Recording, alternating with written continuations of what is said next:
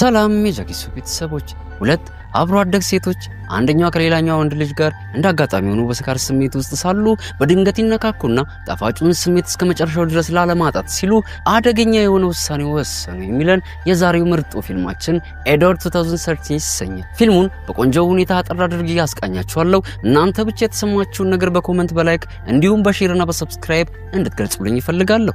ለማንኛውም የዩቲዩብ ጥያቄና አስተያየት ደግሞ ከታች ባለው የቴሌግራም ሊንክ ልታገኙኝ ትችላላችሁ። የዌኒስዴይን ምዕራፍ 2 እየጠበቃችሁ ያላችሁ ቤተሰቦቼ ደግሞ በሁለተኛው ቻናል ላይ ስለሚለቀቅ ቶሎ እየገባችሁ ሰብስክራይብ እያደረጋችሁ የደውል ምልክቷን አብርታችሁ ጠብቁኝ። የፊልማችን ታሪክ የሚጀምረው ሊሊና ሮዝ በተባሉ ሁለት ሴቶች ሲሆን ሁለቱ ከልጅነታቸው ጀምሮ በጣም የሚዋደዱ አብሮ አደግ ጓደኛሞች ናቸው። በመካከላቸው የሚደባበቁት ምንም ሚስጥር የሚባል ነገር ካለመኖሩ በላይ ሁለቱ የሚኖሩት ጸጥ ረጭ ባለ ባህር ዳር ላይ ነው። ሮዝና ሊሊ ባለትዳር ሴቶች ሲሆኑ ነገር ግን ከጥቂት ዓመታት በፊት ሊሊ ባሏን በሞት በማጣቷ ምክንያት አሁን ላይ ከልጇ ከሌን ጋር ነው ህይወቷን እያሳለፈች የምትገኘው። ሮዝ ደግሞ የሊሊ ጎረቤት ስትሆን የምትኖረው ከባለቤቷ ከሃራልድና ከወንድ ልጇ ከቶም ጋር ነው። የሁለቱ ወንድ ልጆች ደግሞ ቶምና ሌን ከልጅነታቸው ጀምሮ አብረው ሲሆኑ ያደጉት አሁን ላይ ሁለቱም 20 ዓመታቸው ነው። ሁለቱ እርስ በርሳቸው ከመዋደዳቸው በላይ እንደ ወንድማማች ነው የሚታዩት። ከዕለታት አንድ ቀንም ሮዝና ሊሊ ልጆቻቸውን አስከትለው ለመዝናናት ወደ ባህር ዳርቻው ይሄዳሉ።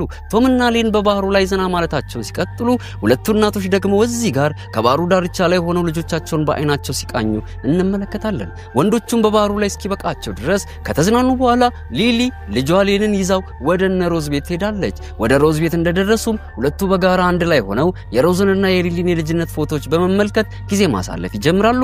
በዚህም ጊዜ ሌን ድንገት ከፎቶቹ መካከል የሟች አባቱን የድሮ ምስል ተመልክቶ በአዘን ስሜት ቁርመት ይላል። ሌንም በአዘን ስሜት መጎዳቱን እንደተመለከተች ቀረብ ብላ ልታጽናናው ትሞክራለች። ከትንሽ ቆይታም በኋላ የሮዝ ባለቤት የሆነው ሃራልድ ወደ ቤቱ ተመልሶ ይመጣና ሁሉንም በፈገግታ ሰላም ብሏቸው ወደ ክፍሉ ይገባል።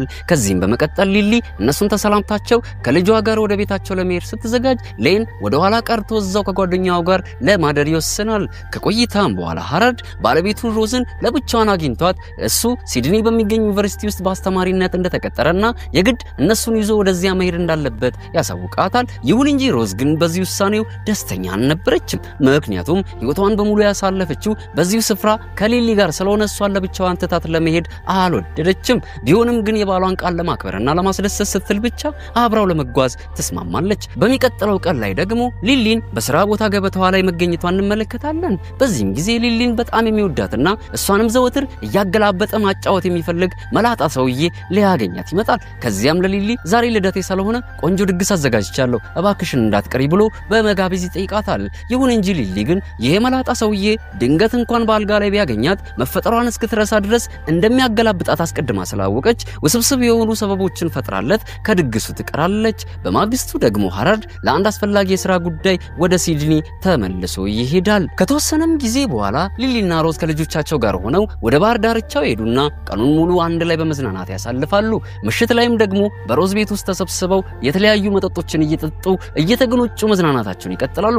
በዚህም ጊዜ ቶም የተሰጠውን ሁሉ ሲገለብጥ ቆይቶ ልክ ማስመለስ እንደጀመረ ሌን ፈጥኖ ሊረዳው ይመጣና ያረጋጋዋል። ከቆይታም በኋላ ሊሊ መምሸቱን ተመልክታ ልተኛ በማለት ወደ ቤቷ ስትሄድ ሌን ደግሞ ቶምን ስላመመው ሊንከባከበው በማሰብ ወደ ኋላ ቀርቶ አብሯቸው ያድራል። እኩለ ሌሊቱ ላይም ሮዝ ሽንቷን ለመሽናት ወደ መጸዳጃ ቤት በመሄድ ላይ ሳለች ሌን አሁን ድረስ በስካር ስሜት ውስጥ ሆኖ እንቅልፍ ማጣቱን ታስተውላለች። በዚህም ጊዜ ድንግጥ ብላ ሌንን ምን ነው ልጄ የምትፈልገው ነገር አለ እንዴ ብላ ትጠይቀዋለች። ይሁን እንጂ ሌን ግን ምንም ነገር ሳይመልስላት በዝምታ እንዳፈጠጠባት ወደሷ ቀረብ ይልና ግጥም አድርጎ መሳም ይጀምራል። ሮዝም በዚህ ሁኔታ ውስጥ ሆና ራሷን መቆጣጠር ስላልቻለች እሱን መልሳ መሳም ትጀምርና ተያይዘው ወደ ራሷ ክፍል በመግባት ሲቀመጫጨሉ ያነጋሉ። በዚህም መሃል ሌሊት ላይ ቶም ተገልብጦ ከተኛበት ድንገት ነክቶ ከፍሪጅ ውስጥ ቀዝቃዛ ነገር ለመውሰድ በሄደበት ቅስፈት እናቱ ሮዝ ሌን ከተኛበት የመኝታ ክፍል ውስጥ ከታች ሙሉ ለሙሉ ራቁቷን ሆና ስትወጣ ይመለከታታል። ቶምም ይህን ሁኔታ ልክ እንደተመለከተ እጅግ ከመደንገጡ የተነሳ ወላጅ እናቱ ከልብ ጓደኛው ከሌን ጋር ስትነጫጭ ማድረዋን በፍጹም ሊያምን አልቻለም። ይሁን እንጂ ቶም ሌንን ልክ እንደ ወንድሙ ስለሆነ የሚያየው በድብቅ ሲፈጽሙት በነበረው ነገር ቅስሙ ስብርብር ብሎ በቁጣ እሳት መንደድ ይጀምራል። በማግስቱም ቶም ጓደኛው ሌንን ሊበቀ ሊቀላቀለው ወስኖ በቀጥታ ወደ ቤታቸው ሄዶ ከእናቱ ከሊሊ ጋር ይገናኛል። በመቀጠልም ቶምና ሊሊ እንደተገናኙ ጎን ለጎን በመቀመጥ ልክ መነጋገር እንደጀመሩ ቶም ለሊሊ ከእንግዲህ እኔ እዚህ መኖር አልፈልግም፣ ወደ ሲድኒ ሄጄ ከአባቴ ጋር ብኖር ይሻለኛል ይላታል። ሊሊም ይህንን ስትሰማ እንዴ ይህማ ጥሩ ውሳኔ ነው፣ ቢሆንም ግን እኮ እኛን በጣም ትናፍቀናለህ ትለዋለች። ከዚህም በኋላ ቶም ድንገት ሊሊን ሳብ አድርጎ በመያዝ ከንፈሯ ላይ ይስማታል። ሊሊም በድንጋጤ ገብትራ ከድርጊቱ ታስቆመውና በንዴት እየሰደበችው ምን እንደፈለገ ትጠይቀዋለች። ቶምም ፈጠን ብሎ ይቅርታ በመጠየቅ ትላንት ምሽት እኮ እናቴን ከሌን ጋር ወሲብ ስትፈጽም ማደሯን ተመልክቼ እጅግ ስለተበሳጨው ነው ራሴን መቆጣጠር ያቃተኝ ብሎ ይመልስላታል። ይሁን እንጂ ሊሊ ግን ቶም ያለውን ነገር ምንም አላመነችውም። ነገር ግን ብዙም ሳይቆይ ሊሊ ምናልባት ቶም እየዋሸ ባይሆንስ ብላ በማሰብ ቀኑን ሙሉ ነገሩን ስታብሰለስል ትውላለች። በመቀጠልም ሮዝ ጓደኛዋ ከልጇ ከሌን ጋር እንዲህ አይነት ነገር ማድረጓን አምና ለመቀበል ባለመቻሏ ውዝግብ ውስጥ ትገባለች። በዚያው ዕለት ምሽት ላይም ቶም ወደ ሊሊ ተመልሶ ይመጣና የዛሬን ምሽት አብሬሽ ባደር ቅር ይልሻል? ምክንያቱም እኔ እናቴ ከአብሮ አደግ ጓደኛዬ ጋር በወሲብ ዓለሟን በምትቀጭበት ቤት ውስጥ እንቅልፌ ሊመጣልኝ አልቻለም ብሎ ይጠይቃታል። ሊሊም በዚህ ጊዜ ልጇ ሌን የሚያድረው ከሮዝ ጋር እንደሆነ ባወቀች ጊዜ ቶምን አብሯት እንዲያድር ትፈቅድለታለች። ቀጥሎም የመጀመሪያውን ምሽት ከሊሊ አጠገብ ያለምንም ኮሽታ ሰላም ተኝቶ ያነጋል። ይሁን እንጂ ሌሊቱ ተሸኝቶ ሊነጋጋ ሲል ቶም ወንድነቱ ይፈታተነውና ሊሊን በቀስታ መዳበስ ይጀምራል። ሊሊን ብትሆን በዚህ ጊዜ ከባለቤቷ ሞት በኋላ ገላዋ የወንድን ገላ እንደ ውሃ ሲጠማባት ስለከረመ ቶም ልክ በእጆቹ ዳበስ እንዳደረጋት የጭኖቿ ደጆች ይከፈቱና ራሷን መቆጣጠር ተስኗት ወደ ቶም ዞር ብላ መሳሳም ትጀምራለች። ከዚያም ዳግመኛ አይናፍቀኝም እስክትል ድረስ እሽት አድርጓት ጥሟን ይቆርጥላታል። በኋላም ላይ ቶም ከሊሊ ጋር ጉዳዩን ጨርሶ ወደ ቤት እንደተመለሰ ከእናቱ ጋር ይገናኝና እናትየው በቁጣ አንተ ሌሊቱን ሙሉ የት ነበርክ ብላ ትቆጣዋለች። በዚህም ጊዜ ቶም ንዴቱን መቆጣጠር እያቃተው ጓደኛዬ ሌን አንቺን እያጫወተ ስለሚያድር እኔም እናቱን ላጫወትለት ሄጄ ነው ብሎ ይመልስላታል። ሮዝም ይህንን ስትሰማ በንዴት ትጦዝና በጥፊ ትመታዋለች። ይሁን እንጂ ሮዝ ግን ትልቅ ስህተት እንደሰራች ወዲያው ትገነዘባለች። ስለዚህ በፍጥነት ጉዳዩን ባጭሩ ለመቅጨት በመወሰን ቀጥታ ወደ ሊሊ ቢሮ ዘንድ ትሄድና ትገናኛታለች። ከዚያም ሊሊን እኔ በልጅሽ ላይ ያደረኩትና አንቺን ብትሆኚ ከልጅ ጋር ያደረግሽው ነገር ፈጽሞ ስህተት የሆነ ነገር ነው። ስለዚህ ከእንግዲህ ይህ ርካሽ ተግባር በድጋሚ እንዲፈጸም አልፈቅድም ትላታለች። በዚህም ጊዜ ሊሊ ቀበል አድርጋ ልክ ብለሻል እህቴ፣ ሁለታችንም ከባድ የሆነ ስህተት በመስራት በየትኛውም ማህበረሰብ ዘንድ ተቀባይነት የሌለውን የሥነ ምግባር ግድፈት ፈጽመናል በማለት በውሳኔዋ ትስማማለች። በመቀጠልም ሊሊ ልክ ወደ ቤቷ እንደተመለሰች ሌንን ታገኘውና ይኸውልህ እኔ ሮዝን ስላነጋገርኳት ከእንግዲህ ወዲህ ከሷ ጋር ማደሩንና መዳራቱን ታቆማለህ ትለዋለች። ሌንም ይህን እንደሰማ በእናቱ ላይ አይኑን አፍጥጦ እንዴ እኔ እኮ ሮዝን በጣም ወድጃታለሁ ብሎ ይመልስላታል። ሊሊም በዚህ ጊዜ ድንጋጤ ሰውነቷን ውርር ያደርገውና አይኗ እንደፈጠጠ ይቀራል። በመቀጠልም እንዴት አንድ ለጋ የሆነ ወጣት ልጅ በአንዲት እድሜዋ በገፋ ሴት ላይ በፍቅር ሊወድቅ ይችላል? በዚያ ላይ እሷ ባለትዳር መሆኗንና ባሏም በህይወት መኖሩን እያወቀ በማለት ከራሷ ጋር እያወራች ለተወሰኑ ቀናት ውዝግብግብ ትላለች። ቀጥሎም ሌን በቀጥታ ወደ ሮዝ ቤት ሄድና ወደ ውስጥ ገብቶ ሮዝን በኩሽና ውስጥ እየሰራች ያገኛታል። እሷም በዚህ ጊዜ ቆጣ ብላ ይኸውልህ ከእንግዲህ ወዲያ እኔ ካንተ ጋር ምንም ነገር ማድረግ አልፈልግም፣ አንተም ብትሆን ያለፈውን ሁሉ ረስተህ ህይወትን ወደፊት መቀጠል አለብህ፣ አሁን ሂድልኝ ትለዋለች። ይሁን እንጂ ሌን ግን የምትለውን ሁሉ በዝምታ ቆቦ ከማዳመጥ ውጭ ምንም አይነት ምላሽ ሳይሰጣት ይቆይና ልክ እሷ ወደሱ ቀረብ እንዳለች በእጁ ሳብ አድርጓት መሳም ይጀምራል። እሷም በዚህ ጊዜ በንዴት አመናጭቃው ወደ ኋላ ትሸሻለች። ሌንም ይህን ሲመለከት እጅግ ተበሳጭቶ ባለችበት ትቷት በመውጣት ወደ መጋዘን ያቀናል። ሮዝም ልታረጋገው በማሰብ ተከትለው ትመጣና በድጋሚ ቀርባ ልታስረዳው ትሞክራለች። ይሁን እንጂ ሌን ግን እሷን ከማድመጥ ይልቅ በድጋሚ ይሷት መሳም ይጀምራል። ሮዝም በዚህ ጊዜ ስሜቷን መቆጣጠር ስላቃታት ከሱ ብሳ ወደ ጋለ ስሜት ውስጥ ገብታ በመሳሳም እዛው መጋዘን ውስጥ የፈለገውን እንዲያደርጋት ፈቃደኛ ትሆንለታለች። ይህም ሁኔታዋ ሮዝ አሁን ላይ ከሌን ጋር መለየት በሚከብዳት ሁኔታ ጥልቅ በሆነ ፍቅር እንደተያዘች ያለ ጥርጥር ያሳየናል። በዚህ በኩል ሊሊና ቶምም በራሳቸው ዓለም ላይ ፈታ እያሉ ይገኛሉ። ከዕለታት አንድ ቀንም ሮዝና ሊሊ ተገናኝተው ማውራት እንደጀመሩ ሮዝ በድፍረት እኔ ሌንን ከልቤ ወድጄዋለሁ፣ እስከ መጨረሻው ከሱ ጋር መሆን ፈልጋለሁ ብላ የውስጧን ስሜት ለሊሊ ታጋራታለች። ሊሊም ይህን ተከትሎ እኔም እኮ ከቶም ጋር በማድረገው ነገር ፍቅር ይዞኛል፣ ነገር ግን ቀን ጠብቆ ቢተወኝስ ብዬ በማሰብ እጅግ እጨነቃለሁ። ይሁን እንጂ ይህን እያሰብን ከምንጨነቅ ሁለቱ ከጎናችን እስካሉ ድረስ ስሜቱን ብናጣጥም የሚሻል ይመስለኛል ብላ ሐሳብ ታቀርባለች። ሮዝም ወዲያው በዚህ ሐሳብ ተስማምታ ከቀጣዩ ዕለት ጀምሮ ቶም ሊሊን በማጫወቱ ሲደሰት፣ ሌን ደግሞ ሮዝን እያገላበጠ ማስደሰቱን ይቀጥላል። በይበልጥ ለመዝናናት በማሰብ በማሰብ አራቱም ጥንድ ለጥንድ ተያይዘው ወደ ባህር ዳርቻው በመሄድ እንደልባቸው መሆን ይጀምራሉ። ከዚህም ጊዜ በኋላ ሁለቱ ሴቶች የሚያደርጉት ነገር ከስተት ይልቅ ከላይ የተፈቀደ እስኪመስል ድረስ ልጆቻቸው ከሚሆኑ ወጣቶች ጋር አንሶላ መጋፈፋቸውን ይቀጥላሉ።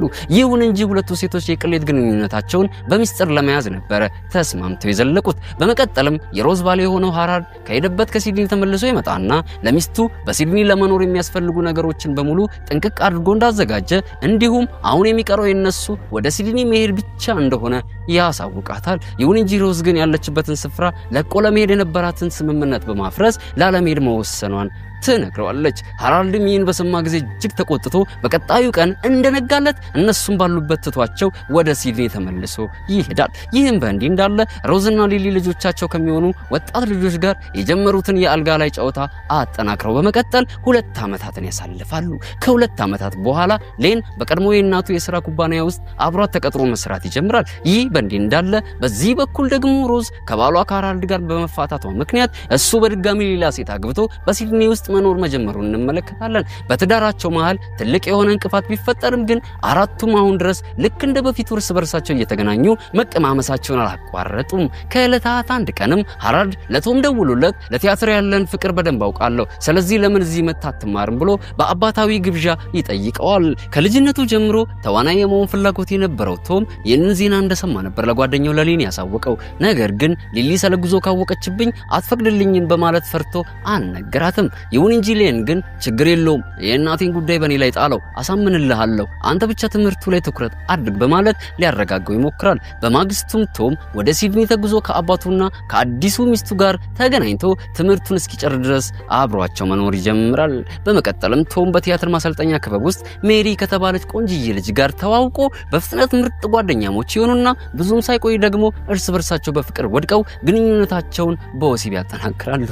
በማግስቱም ቶም ስልክ አንስቶ ለሊሊ ደውልና ስለ ሜሪ ነግሯት በቅናት እርር ብላ እንድትቃጠል ያደርጋታል። በዚህ በኩል ሌንና ሮዝ እየደጋገሙ በወሲብ መደሰታቸውን ሲቀጥሉ፣ በዚህ በኩል ደግሞ ሊሊ በቶም ናፍቆት እየነደደች በውስጧ ስላረጀው ነው አይደል እኔን ትቶኝ ሌላ ሴት የመረጠው በሚል ሐሳብ ጭንቀት ውስጥ መግባቷን እንመለከታለን። ቶም በሜሪ እጅግ ደስተኛ ከመሆኑ የተነሳ በቀጥታ ከአባቱ ከሃራልድ ጋር ሊያስተዋውቃት ይዟት ይመጣል። ቶም ሊሊን ዞር ብሎ እንኳን ሳይመለከታት ያልታሰቡ ብዙ ቀናት ይቆጠሩና በድንገት ሊገናኛት መጥቶ ከሷ ርቆ የነበረውን ደስታ ይመልስላታል። ቀጥሎም በራት ግብዣ ወቅት ቶም ስለ ቲያትር ልምምዱ ለሁሉም መግለጽ እንደጀመረ በድንገት በመሃል ላይ ስልኩ ይጠራና ደዋይዋ ሜሪ እንደሆነች ሲያውቅ ወዲያው ዞር ብሎ ለማነጋገር በመወሰን ከወንበሩ ላይ ተነስቶ ይሄዳል። ሊሊም በዚህ ጊዜ ቶም ከሷ ይልቅ ለሜሪ ጥልቅ ፍቅር እንዳለው ተረድታ ከውስጧ በኩል በቅናት መላወስ ትጀምራለች። በማግስቱም ሃራልድ ሜሪን ይዞ ወደ ቀድሞ ሚስቱ ወደ ሮዝ ቤት ይመጣና ዛሬ የቶም ልደት ስለሆነ ነው የሴት ጓደኛውን ይዤ የመጣሁት በእርግጠኝነት እንዳያት ሰርፕራይዝ ይሆናል ይላታል።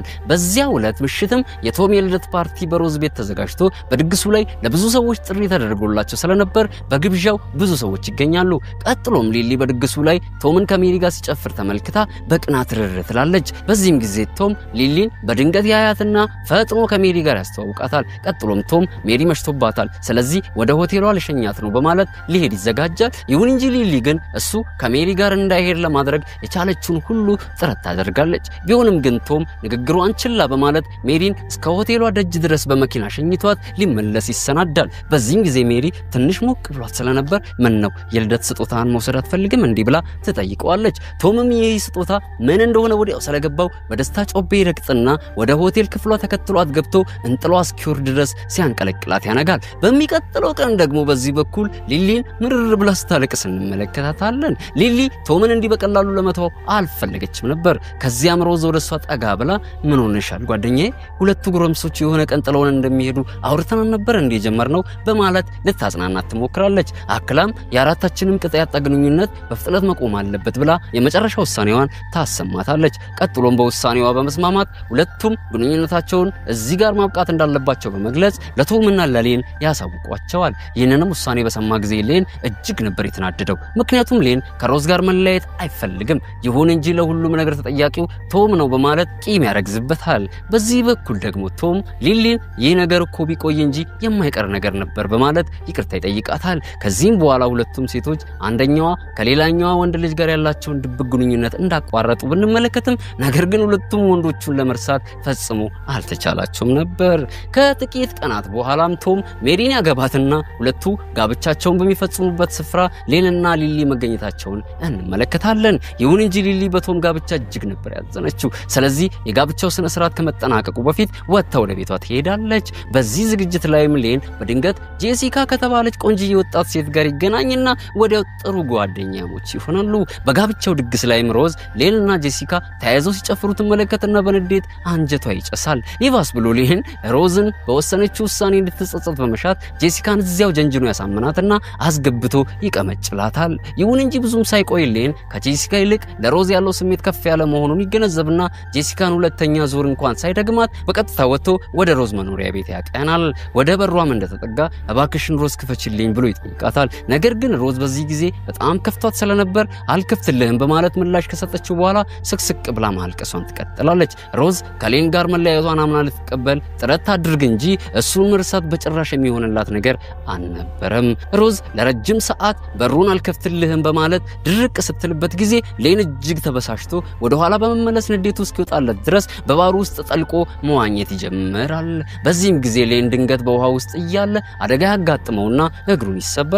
በኋላም ላይ ሊሊ በፍጥነት ደርሳለት ወደ ሆስፒታል ታመጣዋለች። ከትንሽ ቆይታም በኋላ ሮዝ ሌን ለመጠየቅ ወደ ሆስፒታል ትመጣለች። ይሁን እንጂ ሌን ግን አሁን ድረስ በሷ ላይ የቋጠረውን ቂም ስላልፈታው ፊቱን ከሷ ላይ ዞር በማድረግ ሊያናግራት አለመፈለጉን ይገልጽላታል። ቀጥሎም ጄሲካ ልትጠይቀው ተመጣና ከመሙ እስኪያገግም ድረስ ከጎኑ ሆና ታግዘዋለች። ጊዜም በጊዜ እየተተካ በሄደ ቁጥር የሌን ልብ በጄሲካ ፍቅር ይለከፋል። ከመሙ እንዳገገመም ወደ ቤቱ ይመለስና ከቶም ጋር ይገናኛል። ቀጥሎም ሁለቱ ከሬስቶራንት ደጅ ላይ ተቀምጠው በመጠጥ ዘና በማለት ላይ ሳሉ ቶም ጄሲካ እንዴት ናት ተመቸች እንዴ ብሎ ይጠይቀዋል። ሌንም አዎ ጄሲካ ምርጥዬ ሴት ናት፣ ነገር ግን ፈጽሞ ከእናት በላይ ደስታ ልትሰጠኝ አትችልም። ስለዚህ ዛሬ ከሷ ጋር ተለያይቼ ከእናት ጋር በድጋሚ ለመሆን ወስኛለሁ ብሎ ይመልስለታል። ከዚህም በመቀጠል ሌን ቤቱ ሲመለስ ጄሲካ ከሱ ቀድማ ደጅ ላይ እየጠበቀችው ያገኛታል። አጠገቧም እንደደረሰ ለሱ ማርገዟን ትነግረውና እቅፍ ታደርገዋለች። ይሁን እንጂ ሌን ግን በድንጋጤ ሱሪው እየረጠበ ነበር። ከዚያም ትዕይንቱ ይቀየርና ከጥቂት ዓመታት በኋላ ሌንና ቶምን እንመለከታለን። በዚህም ጊዜ ሌን ከጄሲካ ጋር ትዳር መመስረቱንና ሁለቱም ወንዶች የሴት ልጅ አባት መሆናቸውን እንገነዘባለን። እዚህም ጋር አራቱም አንድ ላይ ልጆቻቸውን ይዘው ወደ እናቶቻቸው ሲመጡ እንመለከታለን። ይህንንም ተከትሎ ሁሉም የቤተሰብ አባላት በጋራ ወደ ባህር ዳርቻው መጥተው ቀኑን ሙሉ ዘና ሲሉ ይውላሉ። ከትንሽ ቆይታም በኋላ ሁሉም ሰው በመዝናናት ላይ ሳለ ሌንና ሮዝ እርስ በርሳቸው በቆሪጥ መታየት ይጀምራሉ። ይሁን እንጂ የሁለቱም ወንዶች ሚስቶቻቸው ስለባሎቻቸው ያለፈ ጉደኛ ታሪክ የሚያውቁት ነገር አልነበረም። በኋላም ላይ ሁሉም ተሰብስበው በሮዝ ቤት እራት መብላት ይጀምራሉ። ቀጥሎም ሊሊ እንቅልፏ ሲመጣ ለተኛ ብላ ወደ ቤቷ ትሄዳለች። ቶምም ከተቀመጠበት እየተነሳ ስካሪን ወግ በማድረግ ላብረዳው ብሏቸው ከቤት ወጥቶ ይሄዳል። ይህም በእንዲህ እንዳለ ሌን ድንገት የሆነ የጥርጣሬ መንፈስ ሹክ ይለውና ቶምን በድብቅ ተከታትሎ በመሄድ ቶም እናቱን ሲቀመጭላት ይደርስበታል። አሁን ድረስ ሁለቱ ይህን አስጸያፊ ነገር አለማቆማቸውን ሲገነዘብ በቁጣ እሳት ይነዳል። ከዚያም በፍጥነት ወደ ቤቱ ተመልሶ ሮዝን ለብቻ ወደ ክፍሉ ይወስዳትና ያ ባለጌ ልጅሽ በድጋሚ እናቴን ሲቀመጭላት አገኘው፣ ምንድነው ግንኙነታችንን ለማቋረጥ ተስማምተን አልነበር እንዴ ብሎ ይጮህባታል። በዚህም ጊዜ የሁለቱን የጭቅጭቅ ድምጽ የሰሙ የሌንና የቶም ሁለቱ ሚስቶች ወዲያው ሁለቱ ወዳሉበት ክፍል ይመጣሉ። ሌንም ንዴት ላይ ስለነበር ለሁለቱም ይሄውላችሁ ከዚህ በፊት እኔ የቶምን እናት ስነጭ እሱ ደግሞ እናቴን ይነጫት ነበር። ይሁን እንጂ ቶም አሁን ድረስ ከእናቴ ጋር የነበረውን የወሲብ ግንኙነት አላቋረጥም ብሎ እውነቱን ያፈርጥላቸዋል። ይህንንም ነገር ከሰሙ በኋላ ሁለቱ ሴቶች እጅግ ይናደዱና ከእንግዲህ እኛ ከሁለታችሁም ጋር መኖርን አንፈልግም በማለት ወስነው ሁለቱም ሴቶች ልጆቻቸውን ይዘው ወደ መጡበት ይመለሳሉ። በመቀጠልም ሮዝ በሌን ላይ እጅግ ተናዳ ምን ማድረግ ነው ብላ ታፈጥበታለች። እሱም ነገሩ ምንም ሳይመስለው ይህ ነገር እኮ የሆነ ቀን መከሰቱ አይቀርም፣ ስለዚህ ዛሬ መከሰቱ ጥሩ አይመስልሽም ብሎ ይመልስላታል። ከዚያም ቆፍጠን ብሎ እውነት ለመናገር እኔ ሚስቴን ልወዳት ስላልቻልኩ ነው ፍቅሬን የቀጠልኩት ይላታል። በሚቀጥለው ቀንም ሮዝ ሊንን ታገኛትና ለምንድነው ከቶም ጋር በድጋሚ መነካካቱን የጀመርሽው ብላ ትጠይቃታለች። ሊሊም ቀበል አድርጋ እውነቱን ስነግርሽ ሁለታችን በድጋሚ መፈጸም የጀመርነው በራሱ በቶም የሰርግ ምሽት ላይ ነበር። ቶም በእርግጥ ያገባው ሜሪን ቢሆንም ጫጉላውን ግን ከኔ ጋር ነበር በድብቅ የፈጸመው በማለት ሁሉንም እውነት ዝርግፍ አድርጋ ታሳውቃታለች። ከዚህም በኋላ አራቱም እርስ በርሳቸው መረሳሳት ስላልቻሉ ሁልጊዜ በድብቅ እየተገናኙ ሲነጫጩ መክረማቸውን እንገነዘባለን። ስለዚህ አራቱም የነበራቸውን ጋጠወጥ ግንኙነት የማቋረጥ አቅሙ እንደሌላቸው በመረዳት ከትዳራቸው ተለይተው እስከ ሕይወት ፍጻሜያቸው ድረስ አንድ ላይ ለመሆን ይወስናሉ። በዚህም መሃል አንድ ነገር ወደ አእምሯችን ጣል በማድረግ በማንኛውም አጋጣሚ በትዳር መሃል የተፈጠረን ስህተት ልክ ነው ብሎ መቀበል የህይወትን መስመር ወደ ገደል ይመራዋል በማለት ትምህርት ይሰጠናል። ይህም በእንዲህ እንዳለ የዛሬው ምርጡ ፊልማችን እዚህ ጋር ይጠናቀቃል። የፊልሙ ይዘትና አቀራረብ የተመቻችሁ ቤተሰቦቼ ላይክ፣ ሼር፣ ኮሜንት እና ቻናላችንን ደግሞ ሰብስክራይብ በማድረግ ፍቅራችሁን ልትገልጹልኝ ትችላላችሁ። ቅር የተሰኛችሁ ተመልካቾቼ ደግሞ ወደ ቻናሌ ባዮ በመግባት እናንተ በወደዳችሁት ዘውግ ከተሰሩ ፊልሞች መካከል አማርጣችሁ መመልከት ትችላላችሁ። ቀጣይ በሌላ ተወዳጅ ፊልም ተመልሰን እንገናኛለን። እስከዚያው ድረስ ታዲያ ሳምንቱ የእናንተው ይሁን። ጃ ፊልሞች